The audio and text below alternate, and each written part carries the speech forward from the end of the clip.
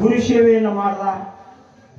ತಾಯಿ ಪಾರ್ವತ ದೇವಿ ಹೆಂಗ ಕಾಡಿದಳು ಅನ್ನೋ ಮಾತ ನಿಮ್ಮ ಮುಂದೆ ಹೇಳುತ್ತಾ, ಗಂಗಲಿಂಗ ಮುತ್ಯನು 7 ಮಠಗಳು ಹೆಂಗದಾವ, ನಮ್ಮ ಸತ್ಯ ಸಿದ್ಧರಲ್ಲಿ ಮಹಾದೇವಲಿಂಗ 7 ಮಠ ಆಗಲಿ ಅಂತ ಹೇಳಿ ಹಿಂಗ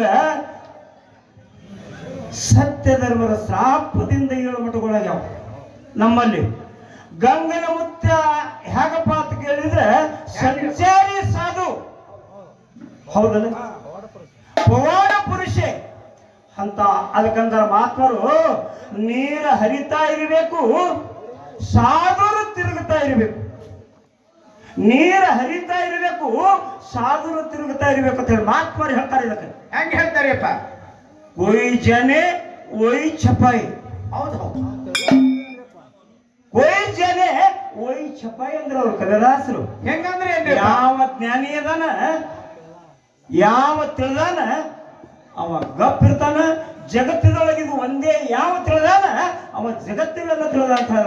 ಹೌದು ಹೌದು, ಎಲ್ಲನೇ ತಿಳಿದಾನ, ಎಲ್ಲ ಬಲ್ಲವನ ಅಂತ ಹೇಳ್ತಾರೆ. ಅದಕ್ಕೆ ಅಮೌಷಿದ್ದನ ಭಕ್ತಿ ಅಂದ್ರೆ ಎಂತದ್ರಿಪ್ಪ? ಹೆಂಗ ಸಾಧು ಸತ್ಪುರುಷ ಋಷಿ ಮುನಿಗಳು ಭಕ್ತಿಯಲ್ಲಿ ಲೀನಾದ್ರು ಅನ್ನೋದು ಒಂದು 4 ನುಡಿ ಚಾಲ ನಿಮ್ಮ ಮುಂದೆ ಪ್ರತಿಪಾದನೆ ಮಾಡಿ,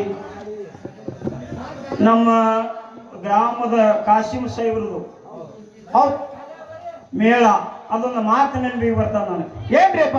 ಒಂದು ನಿಧಾನವಾಗಿ 5-6 ವರ್ಷ ಮ್ಯಾಗ ಆಯ್ತಲ್ರಿ, 5-6 ವರ್ಷ ಹಿಂದೆ ಬಂದಿದ್ದೇವೆ ನಾವು. ಅವಾಗೂ ಮೇಘರಾಜ ಅನ್ನೋ ಅಭಾವ ಇತ್ತು. ಅಭಾವದಿಂದ ಇಂಡಿ ಜಟ್ಟತ್ ಮಾಸ್ತರ್ ಮಾತಾಡಕ್ ಬಂದಿದ್ದ. ಹಾ, ನಿಮ್ಮ ವಿರೋಧ ಅವಾಗ ನಿಂತು ಬಿಟ್ಟದ.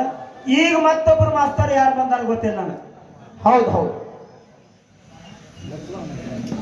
ಅದಕ್ಕೆ ಯಾವ ರೀತಿಯಾಗಿ ಸಂಘಗಳ ಸೇವೆ ಮಾಡ್ತಾವ ಅಂತಕ್ಕಂಥದ್ದು ತಮ್ಮ ಮುಂದೆ ಪ್ರತಿಪಾದನೆ ಮಾಡಿ ಅದು ನಮ್ಮ ಮಾಸ್ತರ್ ಹುಡುಗ ಹೇಳ್ಯಾರಲ್ರಿಪ್ಪ.